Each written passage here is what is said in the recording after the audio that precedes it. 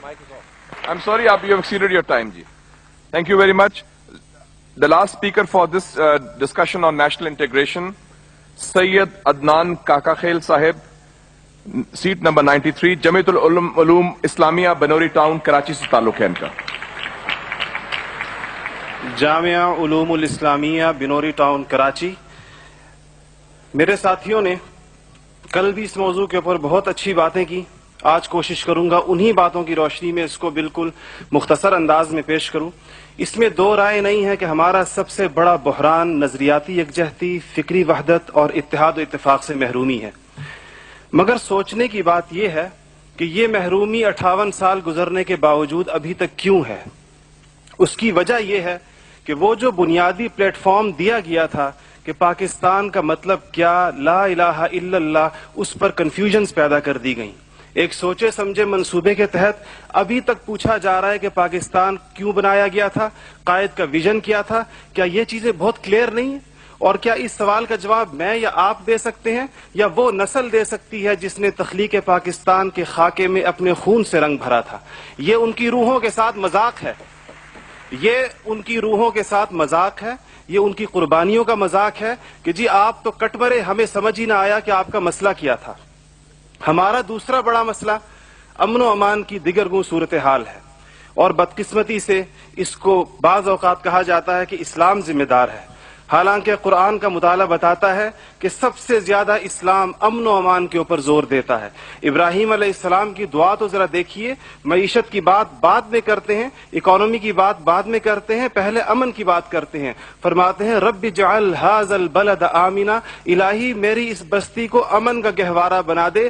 फिर फरमाते हैं वर्ज़ुक़ अहलहू मिनस समरात, इसमें रहने वालों को इनकी मईशत भी ठीक कर दीजिए. और अल्लाह ताला भी जब अपने इनामात गिनवाते हैं तो फरमाते हैं इब्राहीम अलैहिस्सलाम को कि वइज़ जअलनल बैत मसाबतन लिन्नासि व अमना, हमने आपको एक ऐसी जगह बसाया जिसको बार बार आने की जगह और अमन का गहवारा बनाया.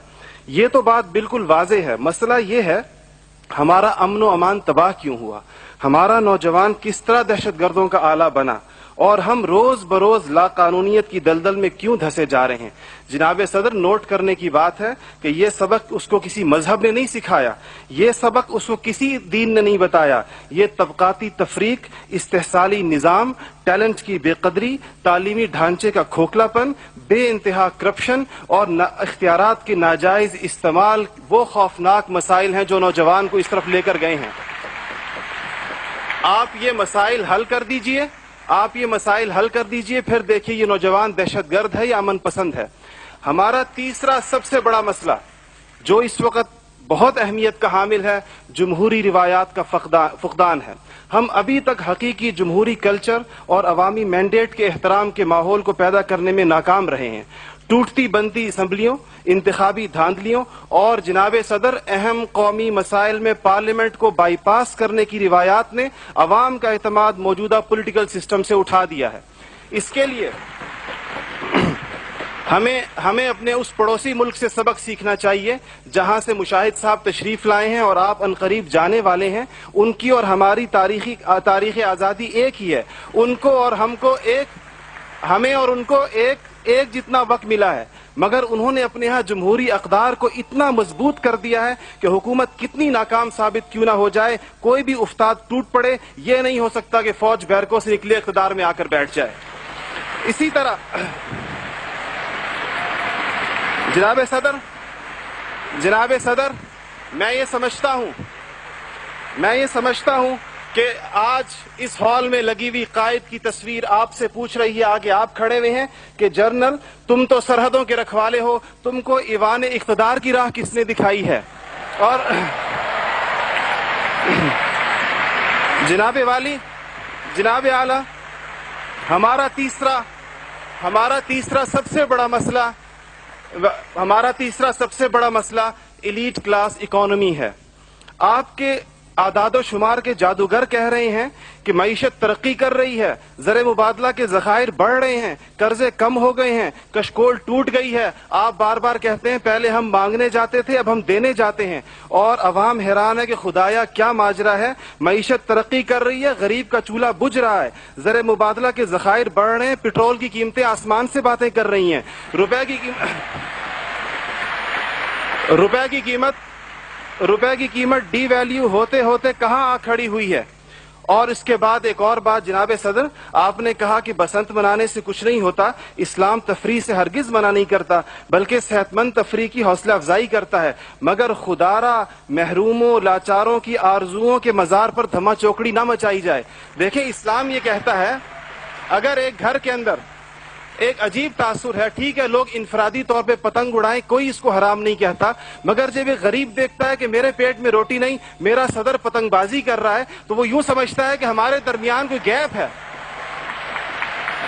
آپ بالکل وہ سمجھتا ہے, غریب کہتا ہے کہ میں, غریب دیکھتا ہے, غریب آپ کو اس کے احساسات کا بالکل اس طرح لگتا ہے ایک گھر کے اندر میت پڑی ہو اور آپ دوسرے گھر کے اندر ڈرم بجائیں کہ میں تو آزاد ہوں, غم تو تمہارا ہے میرا نہیں ہے.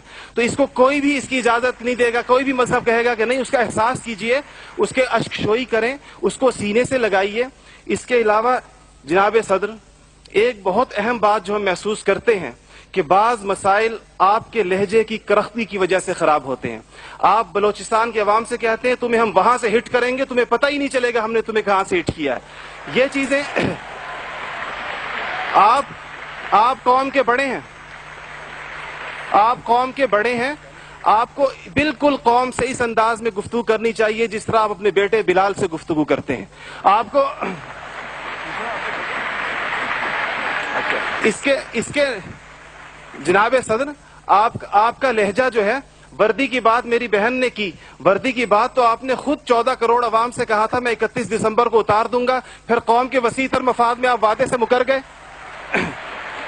تھینک یو جی, شکریہ, مہربانی, تھینک یو. آپ کا ٹائم ہو گیا ہوگا جی.